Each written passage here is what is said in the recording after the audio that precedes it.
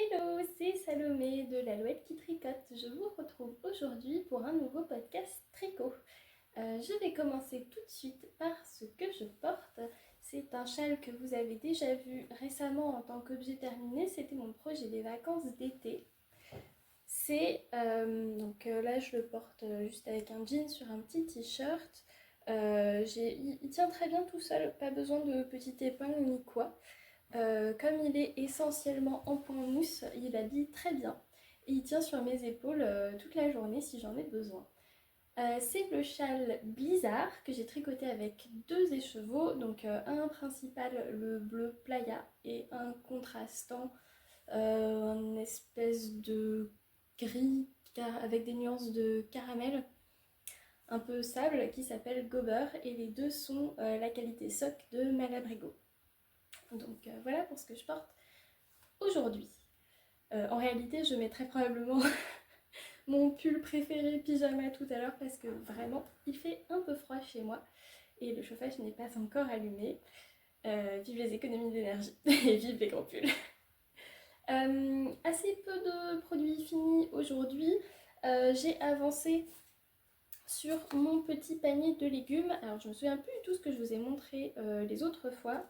Pour l'instant, j'ai une, deux et trois adorables petites carottes. C'était vraiment mes préférées à crocheter. Elles sont adorables, super faciles, tip top. Donc c'est les carottes de Socroche dans son livre Adorable Dinette. Et je fais plein d'autres légumes. Mon objectif c'est d'en avoir 3 de chaque. On n'y est pas tout à fait. J'ai une et deux cosses de petits pois.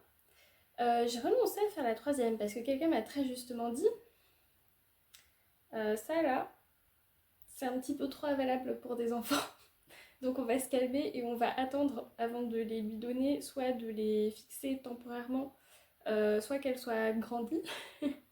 Sa maman les mettra dans un coin avant de les lui donner. Elle pourra s'en servir comme prop de photo parce qu'elle fait des photos de nouveau-nés. Ça lui plaira peut-être pour ça aussi. Donc soit elle les garde de côté, soit je les attacherai d'une manière ou d'une autre. J'ai fait un poireau. Et je pense que c'est le seul que vous n'aviez pas encore vu. Mon projet fini officiel. Petit poireau. Alors, c'est toujours tricoté avec de la laine, enfin de la laine, pas du tout. Du fil 100% coton de Saustraine Graine. J'avais pris plein de couleurs pour faire des petits légumes. Il me manque toujours du violet pour faire une aubergine, j'aimerais bien. Et jusqu'ici, les autres légumes se tricotent avec un seul brin. Ici, ce sont deux brins tenus double parce que quand j'avais commencé avec un seul, ça allait faire un tout petit poireau. Donc ça, c'est les deux feuilles intérieures. C'est hyper bien construit, c'est-à-dire qu'il y a vraiment très peu de couture à faire. On commence par faire une feuille intérieure en crochetant uniquement sur le brin avant. Et après, pour faire la feuille, la deuxième feuille, on va venir tricoter dans le brin arrière. Toujours crocheté. Dans le brin arrière. Et on fait comme ça pour après, on recommence du bas. On s'arrête au bout d'un moment pour faire les petites racines. On continue et quand on arrive ici, d'abord une feuille d'un côté, ensuite une feuille de l'autre. Ce qui fait qu'à la fin, la seule chose à coudre, c'est les deux feuilles intérieures dans le poireau. Pour avoir un magnifique dégradé, eh bien, on profite du fait qu'on tricote, qu'on crochette avec deux brins, c'est-à-dire que d'abord deux brins de blanc, puis un blanc et un vert clair, puis deux verts clairs, puis un vert clair et un vert foncé, puis deux verts foncés jusque dans les feuilles. Voilà, donc c'est très rigolo. Le petit poireau, très sympa. J'avais commencé une citrouille. Hop. Mais avec un seul brin de coton, je trouve qu'elle serait trop petite par rapport aux autres légumes, donc je vais la défaire et la recommencer. Et voilà pour mon panier de légumes qui a quand même un petit peu avancé. Cependant, il est en pause. Je penche pour poser mon panier. Il est en pause parce que j'avais d'urgent à faire le tricot que j'ai promis à ma maman pour son anniversaire. Je coupe et je reviens. Alors, pour l'anniversaire de ma maman, elle est passée brièvement à Paris et j'ai pu prendre ses mesures pour commencer et avancer le plus vite possible sur un petit cardigan qu'elle m'a demandé. Voilà où j'en suis. Et vous voyez qu'il est déjà presque fini. Elle est passée le 24 septembre pour son anniv. On est maintenant le 10, peut-être, octobre, je sais pas quel jour on est. C'est mon grand week-end. On est début octobre et j'ai déjà presque terminé. Parce que l'objectif, c'est qu'elle le récupère quand elle repassera à Paris le 22 octobre. Donc d'ici là, il faut que j'ai fait toutes les finitions et qu'elle soit prête à repartir avec sur le dos. En fait, elle est passée par Paris parce qu'elle prenait l'avion pour aller voir sa maman dans les Caraïbes. J'étais très déçue de ne pas y aller avec elle, bien sûr, mais bon, j'y suis déjà allée cette année. Et donc, mon objectif, c'était de le faire pendant qu'elle était là-bas. Voilà. On voit pas du tout la dentelle parce que je n'ai pas fait encore de blocage ni quoi et que c'est foncé. Alors après ça se verra porter parce que forcément c'est un petit peu transparent. Donc je pense que ça se verra une fois bloqué et lorsqu'elle le portera. Mais de toute façon elle voulait quelque chose de discret. Le patron, c'est un patron gratuit de Marie-Amélie Designs. Il s'appelle Kuzu. Et mon projet sur Ravelry s'appelle Kuzu Mama parce que je trouve que ça sonne super bien. J'ai fait la plus petite taille, je suis déjà pas très grande mais ma mère est encore moins grande que moi. Donc c'est top, ça va super vite. Et puis en plus c'est facile de suivre les patrons quand on prend le premier chiffre, c'est incroyable. Je vous avais dit peut-être la dernière fois que j'avais eu un petit peu de mal avec la dentelle. Puisque, bon alors c'est en une pièce du haut vers le bas, donc on monte d'abord les mailles des côtes à l'encolure. On tricote un tout petit peu et puis on commence tout de suite la dentelle. La dentelle, elle n'est pas évidente. La répétition n'est pas très longue, mais elle se tricote sur l'endroit et sur l'envers. Comme j'ai utilisé un fil quasiment noir et que je tricote surtout le soir et que l'automne arrive et donc il fait nuit, vous me voyez venir, je me suis plantée et j'ai dû recommencer une fois ou deux, je sais plus trop. Il y a eu un petit peu de knitting à l'envers, c'est-à-dire qu'on défait point par point. Et il y a eu un moment où j'ai totalement recommencé. Je suis à la lettre les instructions du patron. Elle m'a seulement demandé de raccourcir les manches pour qu'elles soient 3/4. Et donc elles arrivent quasiment à la hauteur du bas du corps.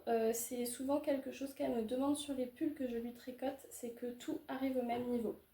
Là, vu que les manches sont resserrées, elle pourra un petit peu les remonter et les faire bouffer sur ses bras pour que ça arrive au même niveau visuellement. Elle voulait ça pour porter par-dessus des petites robes facilement en hiver et j'ai choisi pour qu'elle ait un beau drapé une laine 100% alpaga. C'est la Puna de Drops dans le coloris noir qui est en réalité plus un gris un peu naturel, brun, anthracite. C'est foncé mais c'est vraiment pas noir. En vrai il fait plus brun. Et là, à la caméra, vous le voyez vraiment gris anthracite. Je pense que c'est pas trop loin de la réalité, mais c'est juste légèrement plus brun. Je suis très contente, c'est très doux. Ça lui plaira certainement beaucoup parce qu'elle adore le côté... donc il y a des petits poils. Des petits poils, ça donne un côté rustique et je pense que ça lui plaira beaucoup. Je suis sûre qu'elle va être étonnée de voir à quel point c'est doux. Et puis je vous tiendrai au courant, mais j'espère que ça tiendra bien dans le temps. Il me reste à finir une des manches et la patte de boutonnage des deux côtés, mais je pense que je ne ferai qu'une seule boutonnière tout en haut pour qu'elle puisse le garder à moitié ouvert. Voilà pour le Kuzu cardigan de Marie-Amélie Design. Autre projet en cours que je tricote à toute vitesse depuis que je l'ai commencé, c'est ceci. La couleur est un peu difficile à montrer. La vraie, c'est plutôt quand je me tiens loin. Proche, vous pouvez voir le motif. Ce patron, c'est un pull du haut vers le bas en une pièce et avec des raglans. C'est un patron de drops, tricoté avec des laines de drops. Est-ce qu'on peut dire que je suis en train de devenir une totale drops fan? Certainement. Le patron s'appelle Winter Pearl, en référence aux petites perles, qui ne sont pas vraiment des torsades, mais travaillées avec un jeté puis une maille passée par-dessus deux autres pour faire le petit croisement. Et tout ça avec des côtes entre les deux à chaque fois. Le patron de Drops est assez difficile à suivre au départ, puisque au début tout va bien, on fait un col double en côte en suivant une répétition. Puis on commence à préparer à faire le setup pour les câbles. Donc il nous faut 3, puis 2 en vert, puis un en droit, puis 2 en vert à nouveau, et 3 pour la petite torsade. Sauf que là, ça se corse parce qu'il est totalement incompréhensible dans la version écrite du patron sur le site de comprendre qu'est-ce qui se passe ici sur le raglan. On a des chiffres un peu incohérents, le diagramme n'est pas très clair non plus. Bref, j'étais pas contente et j'ai réfléchi un bon coup et j'ai fait ça à ma sauce. Pour ceux qui essaieraient de le faire et qui désespérerais de voir comment c'est écrit, sur ma page Ravelry, j'ai détaillé pas à pas comment moi j'ai fait. Je sais qu'il y a plein d'autres gens qui ont mis de l'aide dans les commentaires sur la page Drops, donc en fait on s'en sort au final, hein. C'est juste que au début du raglan, pour mettre en place le motif, il faut réfléchir un bon coup et après c'est parti puisque c'est tout le temps pareil. Je me suis arrêtée là sur le corps à la fin d'une pelote de mohair pour pouvoir récupérer mes aiguilles numéro 4, car j'ai oublié de vous dire que ce pull, comme celui d'avant que je tricote pour ma maman, sont tricotés principalement avec des aiguilles circulaires numéro 4. Et j'ai eu le malheur de casser une paire d'aiguilles. On était probablement dimanche, j'étais certainement fatiguée et je me suis assise sans réfléchir sur mon canapé quand j'ai entendu un crack. Je me suis empressée de commander des aiguilles que j'ai reçues heureusement juste à temps d'ailleurs pour aller au club tricot. Non, d'ailleurs, je les ai reçues juste après au club tricot. J'étais en train de galérer avec une aiguille longue et une aiguille courte parce que j'avais déjà cassé les aiguilles numéro 4, c'est mon numéro préféré. Et il me restait une aiguille en bon état. Et comme j'ai aussi des mini circulaires de Knit Pro, j'avais mon aiguille en bon état plus ma petite aiguille. Et d'ailleurs, je remercie Daniel qui au club tricot m'a dit de bien mettre ma petite aiguille dans ma main gauche et de faire les mouvements avec la grande aiguille dans la main droite, ce qui fait beaucoup moins mal aux mains. Merci Daniel. Je l'ai mis en pause au moment où j'ai fini ma pelote de mohair puisque je tricote avec 2 fils à la fois. Un fil d'alpaca de Drops. Où est-ce que vous voyez mieux la couleur? De toute façon, c'est une couleur totalement indéfinissable. C'est un vert cyprès. En tout cas, c'est comme ça que ça s'appelle. Ça fait un peu bourgeon, mais c'est un peu jaune, un peu foin, un peu prairie. En début d'été, quand ça commence à jaunir. Totalement indéfinissable, magnifique, j'adore. Mon copain il dit couleur crotte de nez, mais je l'adore quand même. Et donc je tiens ça en double avec du kit silk de Drops toujours. C'est le coloris amande. Encore une fois, la vraie couleur, c'est plus la couleur de ma peau. J'aurais vu amande beaucoup plus claire. mais c'est pas mal. En tout cas, les deux ensemble, ça fait vraiment une couleur de foin frais. Quand on voit les bottes dans la campagne. C'est vraiment, je trouve, la meilleure manière de définir la couleur de mon petit pull. Que j'ai super hâte de porter, qui va être chaud, doudou, hyper confortable. Je me suis arrêtée assez tôt pour les raglans. J'ai pas fait d'augmentation en 2 temps pour le corps et les manches, je me suis vraiment juste arrêtée, j'ai continué tranquillement à augmenter les 2 côtés jusqu'à avoir suffisamment de profondeur ici, un petit peu plus d'ailleurs, enfin d'ailleurs vous voyez pas mon bras. Hop, mon bras finit là, le raglan s'arrête à peu près par ici. Hop, il s'échappe. Bon, ça ira. Très très hâte de le porter. Qu'est-ce que j'ai d'autre à vous montrer?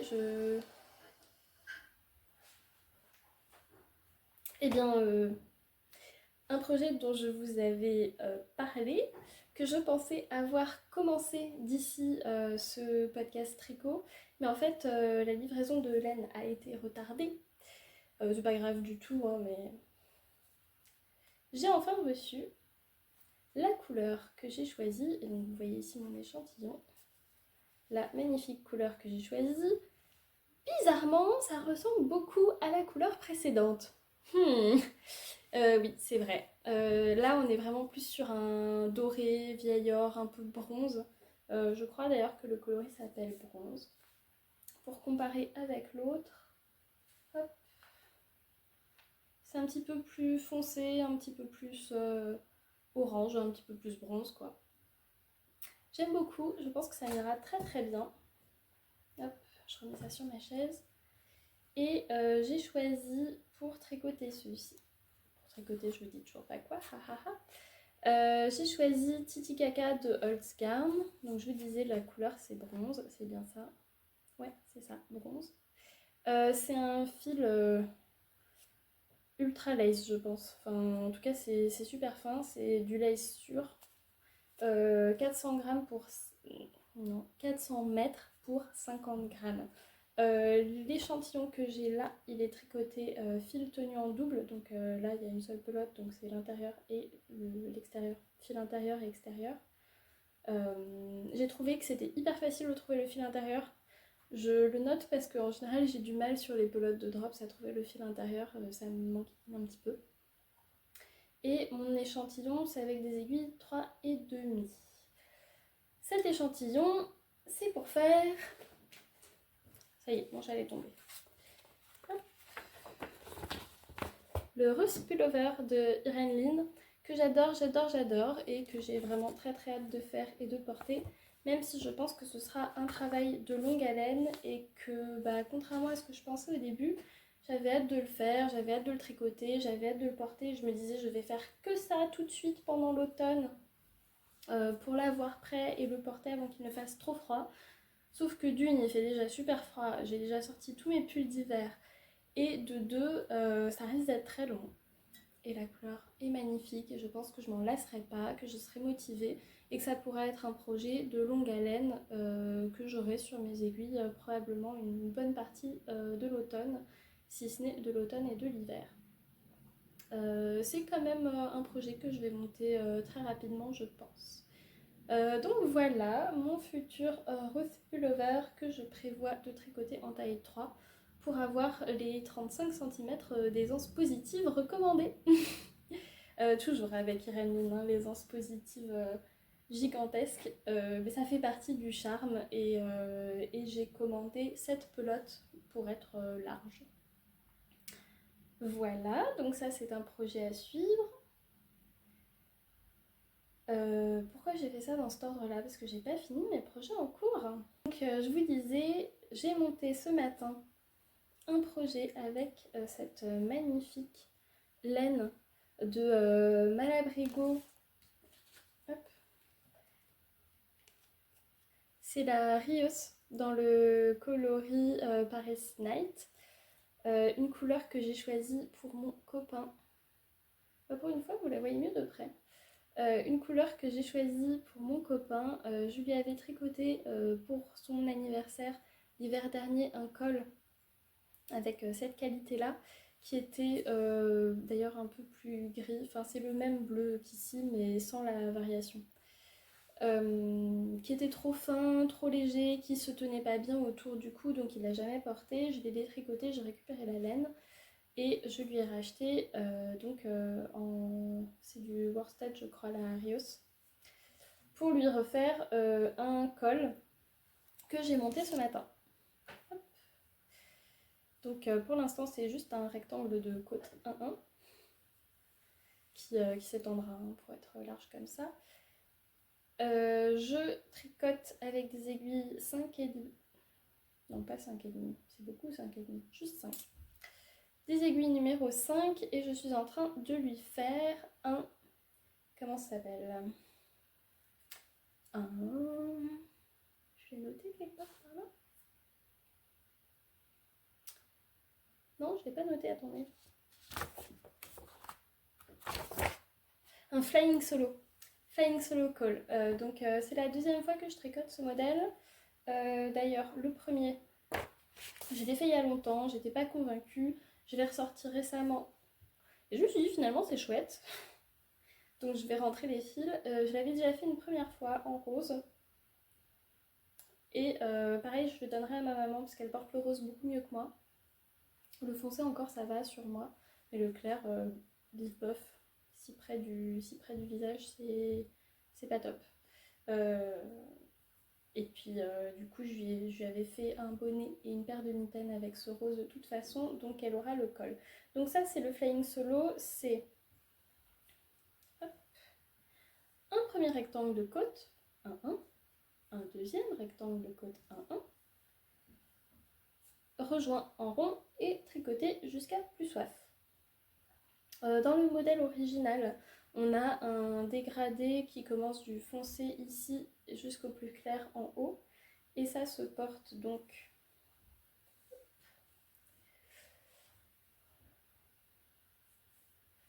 avec l'ouverture comme ça pour tenir bien chaud au cou, mettre le manteau par-dessus et que ça fasse très classe.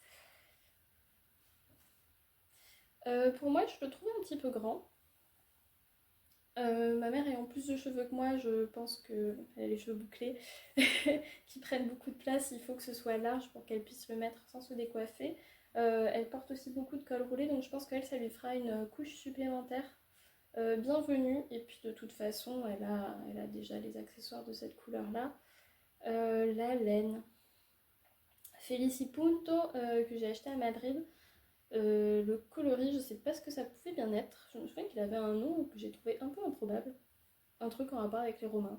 Je le noterai quelque part. Et ça, c'était un reste de mohair de Action. J'ai fait mon petit gilet que vous avez déjà vu avec. Là, il y a aussi du mohair rose. Probablement de Kremke. Que j'avais acheté en même temps dans une mercerie près de l'hôtel où on était à Madrid. Donc ça, ce sera pour maman et j'ai commencé la version pour Nat. C'est un peu étroit comme ça, mais je pense que je le bloquerai bien pour que ce soit plus large. Je suis super contente, c'est hyper moelleux, il a totalement validé le projet, c'est super doux. Et par contre, je respecte pas du tout l'échantillon du modèle, mais comme c'est vraiment tout simple, il n'y aura pas de souci. Parce que le modèle il est fait pour 2 brins de fingering ensemble, soit une déca, et là c'est du worsted comme je vous disais, je viens de vérifier. Donc voilà, ça c'est mon petit projet zéro cerveau du moment, pas que les autres soient très compliqués. Et je suis en train de commencer pour la suite à réfléchir à un pull que j'aimerais bien tricoter pour toujours Nat, mon amoureux. Il n'aime que le bleu. Il n'aime que le bleu. Éventuellement un petit peu de gris, un tout petit peu de brun ou de camel, mais vraiment du bleu. Du bleu, du bleu, du bleu. Le noir, ça compte pas. Donc je vais lui tricoter un pull bleu. Et il porte, à un point où j'en suis malade, un pull zippé. Un truc basique, probablement de Célio. Et je me suis dit, vraiment, s'il adore son pull zippé, il ne peut pas ne pas aimer le zipper sweater de Petite Knit. Donc, il faudra que je réfléchisse à quelle laine ultra douce utiliser pour qu'il puisse avoir son zipper sweater. Il faudra que je choisisse évidemment un bleu magnifique pour lui. Et je sais pas quand je m'y mettrai, mais c'est un projet, j'aimerais bien peut-être pour cet hiver. Voilà, ce sera Ce sera sûrement avec une laine Drops, histoire que je me ruine pas pour son premier pull. Et puis pour l'instant, je suis très satisfaite quand même de ce que j'ai commandé chez Drops, à part la R. La qualité Drops R où j'ai tricoté un pull qui est devenu vraiment un pull pyjama. Je vous montrerai à l'occasion.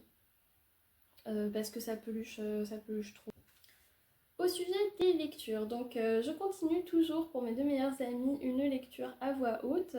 Comme je vous disais, on est dans Sauveur et Fils de Margot de Muraille. J'ai toujours pas fini le tome 1, mais j'y prends toujours autant de plaisir. Et maintenant, à chaque fois que je lis un livre, je me dis il faut absolument que je le relise à voix haute parce que c'est trop bien. Dans le genre lecture absolument trop bien, je commence bien mon année scolaire puisque je me suis dit, en attendant la nouvelle commande qui n'est pas encore arrivée, et si je lisais une lecture 100% juste pour moi, sur les conseils d'une de mes amies bibliothécaires qui sera certainement heureuse d'apprendre que je l'ai enfin lu, j'ai commencé De Cap et de mots de Flore Vesco, dont je vous ai déjà dit que j'admirais le style d'écriture. Vraiment, on est sur une lecture, je savais que ça allait me plaire, je savais que j'allais être à fond dedans, et je savais que j'allais encore vous dire que j'adore Flore Vesco, que j'adore sa plume, et qu'elle est savoureuse. Donc, De Cap et de mots n'a pas fait exception, je l'ai lu d'une traite, j'étais super contente, et ma collègue Marie a subi, je ne sais pas si on peut dire ça comme ça parce que vraiment c'est merveilleux, un certain nombre de lectures intempestives à voix haute parce que quand je rigole, je lève les yeux, elle me regarde rigoler, j'ai fait bon Marie écoute, je vais te lire le passage qui m'a fait rire. Elle subit mes lubies. Pardon Marie. J'ai beaucoup d'affection pour toi. Donc, De Cap et de mots, c'est l'histoire d'une jeune fille qui s'appelle Cérine. C'est un surnom car son vrai nom est effroyablement long, qui est envoyée par sa mère à la cour d'une reine assez tyrannique pour être sa demoiselle d'honneur. Le début de l'histoire est totalement ubuesque puisque les demoiselles d'honneur doivent littéralement se plier aux quatre volontés de cette reine qui n'a jamais connu la contrariété, bien sûr. Et eh bien, elle est fantastique et fantaisiste, cette Cérine, et elle invente toutes sortes de choses. Ses mots dépassent vite sa pensée, elle les invente, j'ai l'impression que si Flore Vesco avait vécu dans le passé, elle aurait été cette Cérine incroyable qui va devenir à la fois sauveuse et amuseuse de la cour. Et en plus, c'est une histoire un petit peu à la conte de fées qui finit super bien. C'est vraiment la lecture confort, la lecture doudou. C'était top. Et puis, il y a un mélange adorable de mots fantaisistes, puisque le mot et la langue ont une place centrale dans l'histoire, et de mots réels, mais totalement improbables, qui existent. Donc c'est super rigolo de vérifier à chaque fois, est-ce que ça c'est un mot inventé, est-ce que ça c'est un mot détourné, ou est-ce que ça c'est un vrai mot qui veut vraiment dire ça, que juste on connaissait pas du tout. Donc un petit jeu en plus à la lecture, moi c'était parfait pour le service public. Quand il n'y a personne, et ben, on attend les gens, on attend qu'on vienne nous poser des questions. C'était facile de rester souriante, de tenir mon livre. Ah bonjour monsieur, retourner à mon livre, de rigoler toute seule. Un enfant lève les yeux parce que ben, pourquoi elle rigole, la madame de la bibliothèque. Et moi je suis là, ah mon livre est très drôle. Donc j'adore, ça crée des conversations pleines de candeur avec les lecteurs, adultes ou enfants d'ailleurs, hein, qui me voient lire et sourire devant mon livre et à qui naturellement je vais parler de mes lectures, même si on ne me pose pas tout de suite la question bonjour, vous allez bien? Bah oui, je suis en train de lire un truc super, c'est top. Voilà, c'était tout pour mes lectures, c'était tout pour mon tricot. Je pense que je reviendrai bientôt vous faire une vidéo. Encore? Bon. Je pense que je reviendrai bientôt vous faire une vidéo où je vous présente tous mes pulls tricotés puisque bien, je viens de les ranger, je viens de les sortir pour l'hiver, la saison commence, ils sont tout beaux, tout propres, tout dépeluchés. Quelle occasion en or de vous montrer tout ce que j'ai pu tricoter avant de commencer mes podcasts. J'espère que cet épisode vous a plu, n'hésitez pas à mettre un petit commentaire, un petit like ou à partager. En tout cas, merci d'avoir regardé. Voilà, bye bye!